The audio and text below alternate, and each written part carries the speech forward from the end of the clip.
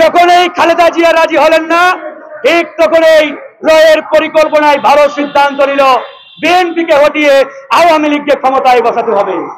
একমাত্র আওয়ামী লীগকে ক্ষমতায় বসিয়ে আমরা আমাদের সিদ্ধান্ত বাস্তবায়ন করব। এরপরে 111 আসলো, সেটাও ভারতের ফসল, ভারতের পরিকল্পনা। এরপরে 2008 সালের 30 ডিসেম্বর নির্বাচন হলো। সেই নির্বাচন পরিপূর্ণভাবে ভারতীয় ইঞ্জিনিয়ারিং এর মাধ্যমে হাসিনাকে ক্ষমতার চেয়ারে বসানো হলো। হাসিনা ক্ষমতায় বসলেন জানুয়ারি মাসে 2009 সাল।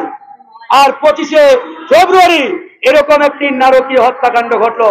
আপনাদেরকে প্রশ্ন করতে চাই, 1.5 মাসের মাথায় এরকম একটি নারকীয় হত্যাকাণ্ড পূর্ব পরিকল্পনা ছাড়া সম্ভব কিনা? কোনোভাবেই সম্ভব নয়।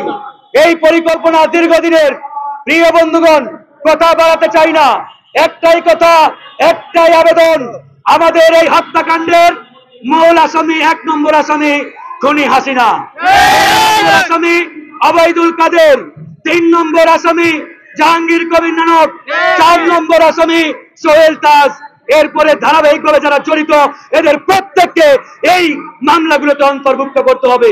কিন্তু আমরা ব্যথিত হয়েছি, কষ্ট পেয়েছি যখন এই সরকারের আইনমন্ত্রী বলে আগের মামলাগুলো বিচার কার্য শেষ হোক, তারপরে কমিশন করব। What a stupid! এই আইনমন্ত্রী কি জানে না আগের মামলাগুলো কারা করেছে? আগের মামলাগুলো হয়েছে হাসিনার আমলে। প্রত্যেকটা মামলা মিথ্যা, বানোয়াট, ভিত্তিহীন অভিযোগে আমাদের নিরপরাধ বিডিআর এর সদস্যদেরকে আসামি বানানো হয়েছে, কর্মকর্তাদের আসামি বানানো হয়েছে। আজকে বছরের পর বছর আমাদের বিডিআর এর ভাইরা সেই কারাগারের অন্ধ প্রকোষ্ঠে সেখানে ধুকে ধুকে তারা মরছে।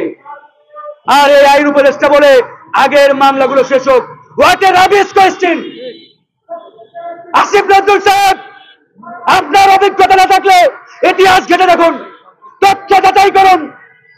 তবে এই হত্যাকাণ্ড নিয়ে ভারতের নীল নকশা বাস্তবায়নের চেষ্টা করলে জনগণ পিঠের চামড়া ঠিক রাখবে না।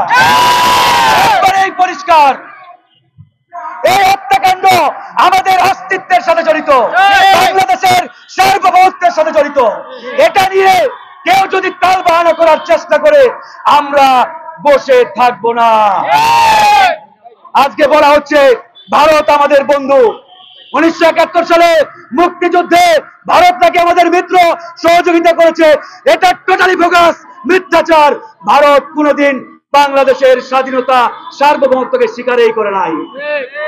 ভারত শুধুমাত্র চেয়েছিল বাংলাদেশ যাতে পাকিস্তানের কাছ থেকে কাট অফ হয়ে যায়। দ্যাটস এনাফ, এতটুকুই। এর বাইরে ইন্ডিয়া আর এক চুল পরিমাণ সামনে নাই। স্বাধীনতা মানে কি? ফ্রিডম মানে কি?